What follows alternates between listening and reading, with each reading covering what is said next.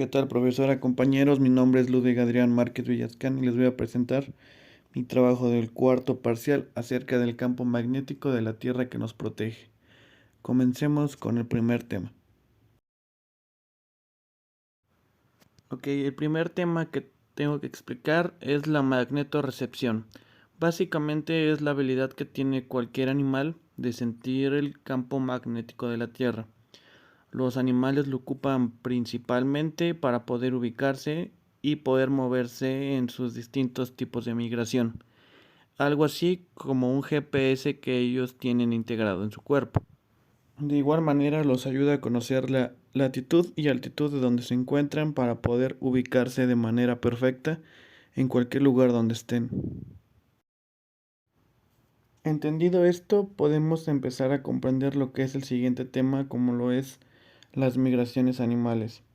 Las migraciones animales son los desplazamientos que realizan periódicamente de un lugar a otro con la finalidad de incrementar sus oportunidades de supervivencia como especie. Las migraciones llaman la atención de científicos de hace muchos años, pero no fue hasta el siglo VIII cuando Buffon comenzó a comprender el mecanismo de las migraciones. Los animales pueden llevar a cabo desplazamientos de decenas de miles de kilómetros, como el ave charrán ártico, o menores, sin dejar de esto de ser asombroso a hoy en día. Lo que se desconocía hasta hace poco tiempo es que los perros también son sensibles al campo magnético, a las mismas frecuencias, aunque las utilizan con un fin mucho menos usual que el de migración, escoger la dirección de su cuerpo a la hora de defecar. Un equipo de investigadores checos y alemanes estudió exhaustivamente los hábitos de defección canina y descubrió que los perros alinean su cuerpo de norte a sur con el campo magnético terrestre como única guía. Otro animal que igual está relacionado son los tiburones. En 2005, un equipo de investigadores realizó un seguimiento de un gran tiburón blanco que se había desplazado desde Sudáfrica hasta Australia, siguiendo una línea recta, y había vuelto siguiendo la misma secta. Los científicos llevaban la investigación desde hace tiempo y se dieron cuenta que una subclase de peces cartilaginosos, en la que se incluyen los tiburones, las rayas y los peces sierra, son capaces de detectar los campos magnéticos para su migración y caza.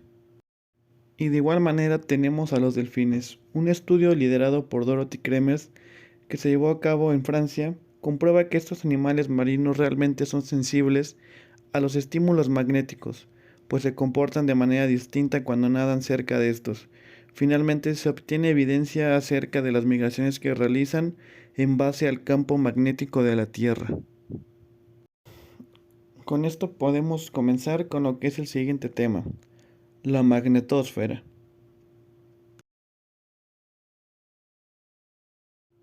Comencemos. La magnetosfera o magnetosferum es una capa alrededor de un planeta en la que el campo magnético de este desvía la mayor parte del viento solar, formando así un escudo protector contra las partículas cargadas de alta energía procedentes del Sol. La magnetosfera terrestre no es única en el sistema solar, y todos los planetas con campo magnético, como lo es Mercurio, Júpiter, Saturno, Urano y Neptuno, poseen una magnetosfera propia. Esta burbuja desvía la mayor parte del material solar que se precipita hacia nosotros desde nuestra estrella, aproximadamente a 1.609.000 kilómetros por hora o inclusive más. Sin la magnetosfera, la incesante acción de estas partículas solares podría despojar a la Tierra de sus capas protectoras, que nos resguardan de la radiación ultravioleta del Sol. Es claro que esta burbuja magnética fue clave para ayudar a la Tierra a desarrollarse y llegar a ser un planeta habitable. A menudo surgen grietas en la magnetosfera y permanecen abiertas por un cierto tiempo.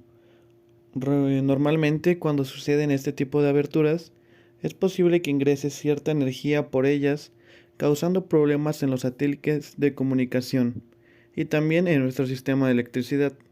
Sin embargo, no hay nada de qué preocuparse, ya que las grietas suelen permanecer abiertas tan solo por algunas horas o inclusive pueden estar abiertas por algunos días. Acabando de entender lo que es la magnetosfera, podemos pasar al siguiente tema: polos magnéticos de la Tierra. Comencemos con lo que son los polos magnéticos. ¿Qué son? Los polos magnéticos terrestres son las zonas de la Tierra donde convergen los campos magnéticos terrestres. El magnetismo de la Tierra se debe a que los materiales del núcleo terrestre, el níquel y el hierro, hacen que nuestro planeta se comporte como un enorme imán, lo que explica el funcionamiento de las brújulas. Debido a que los polos diferentes se sienten atraídos y los idénticos se rechazan, la brújula se orienta al polo norte geográfico, que casi equivale al polo sur magnético. La brújula utiliza una aguja imantada para señalar el norte magnético terrestre. Se basa en el magnetismo terrestre, por lo que señala el sur magnético que corresponde con el norte geográfico. Los polos magnéticos se encuentran en los polos, como su nombre lo dice, aunque su localización no coincide con los polos geográficos. La ubicación de cada polo magnético está desplazada con respecto al eje geográfico del planeta y el ángulo que se crea entre dicho eje y el eje magnético se conoce como declinación. Al contrario, los polos geográficos norte-sur siempre están situados en el mismo punto. Los polos magnéticos norte y sur se desplazan con el tiempo y pueden llegar a invertirse. Los polos magnéticos de la Tierra se han invertido varias veces a lo largo de la historia de nuestro planeta. La última vez fue aproximadamente hace 780.000 años. El polo norte magnético de la Tierra está desplazando de Canadá a Siberia a una velocidad de 10 km por año desde el comienzo del siglo XX, llegando a 40 km por el año del 2005. Los científicos no saben con certeza por qué se produce la inversión de los polos magnéticos, y tampoco hay predicciones sobre las consecuencias que tendría una inversión total de los polos magnéticos para nuestras civilizaciones modernas. Y como último tenemos que las corrientes de convección se observan en el manto de la Tierra. El manto caliente surge desde la parte más profunda, mientras que el manto que se va enfriando se va hundiendo, creando una corriente de convección. Se cree que este tipo de corrientes son las responsables de los movimientos de la corteza terrestre y tienen que ver mucho con lo que son los polos magnéticos de la Tierra. Entendiendo el tema de los campos magnéticos, polos magnéticos, podemos pasar a lo que es la aurora boreal o aurora polar, como se le conoce. La aurora polar o aurora polaris, aurora boreal como la conocemos, es un fenómeno en forma de luminiscencia que se presenta en el cielo nocturno, generalmente en zonas polares, aunque puede aparecer en otras distintas zonas del mundo en breves periodos. En el hemisferio sur es conocida como aurora austral y en el hemisferio norte como aurora boreal, de Aurora, la diosa romana del amanecer. Bueno, para entender cómo se forman las auroras, hablamos anteriormente de la magnetosfera y los polos magnéticos. Las auroras son el resultado de perturbaciones en la magnetosfera causadas por el viento solar. Las principales perturbaciones se deben a aumentos en la velocidad del viento solar, provocados por agujeros coronales y eyecciones de masa coronal. Estas perturbaciones alteran las trayectorias de partículas cargadas en el plasma magnetosférico. Estas partículas, principalmente electrones y protones, precipitan en la alta atmósfera. La ionización resultante y excitación de los constituyentes atmosféricos emiten una luz de color y complejidad. Esa esfera que nos rodea obedece el campo magnético generado por el núcleo de la Tierra, formada por muchas líneas invisibles, que parten de los dos polos como si fuera un inmenso imán. Ok, comencemos con un nuevo tema, la brújula. Para empezar a hablar de la brújula tenemos que remontarnos a su origen, obviamente. La brújula es un invento chino que tiene 1800 años de antigüedad.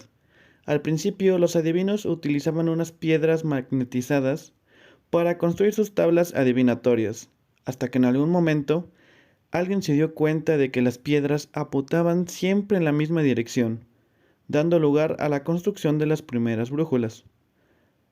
Las primeras brújulas magnetizadas que hoy usamos aparecieron en China aproximadamente entre el año de 850 y 1050, y pronto se extendió su uso entre los navegantes que complementaban con la brújula su orientación mediante las estrellas.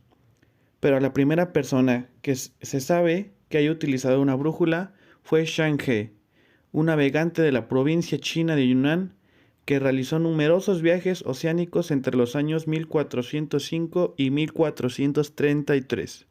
Ok, explicaremos cómo funciona la brújula. Una brújula funciona detectando y respondiendo físicamente a los campos magnéticos de la Tierra.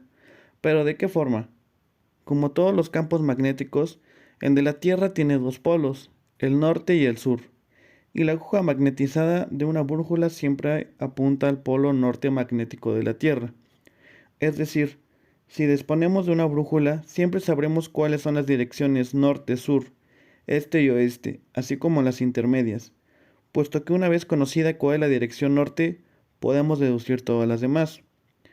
Pero hay que tener en cuenta que el norte magnético es diferente para cada zona de la Tierra, y distinto del norte geográfico que se encuentra en el polo norte. La brújula no se puede usar ni en el polo norte ni en el polo sur, debido a que la convergencia de las líneas de fuerza del campo magnético terrestre anula totalmente su funcionalidad, y es incapaz de alinearse ni señalar correctamente el norte. Normalmente las brújulas están divididas en dos partes, una policromada en rojo y la otra en negro o blanco. La parte roja de la aguja de la brújula siempre apuntará al norte magnético de la Tierra. Ok, como último tema y a manera de conclusión, tenemos la pregunta, ¿cómo influye el campo magnético en la Tierra? Para empezar, la Tierra está mayormente protegida del viento solar, un flujo de partículas energéticas cargadas que emana del Sol por el campo magnético. Se desvía en su mayor parte todas las partículas cargadas. Sin el campo magnético, estas partículas destruirían toda nuestra capa de ozono, que protege obviamente a la Tierra de dañinas rayos ultravioleta, igual puede ser de radiación, basura del espacio y muchísimos otros factores más.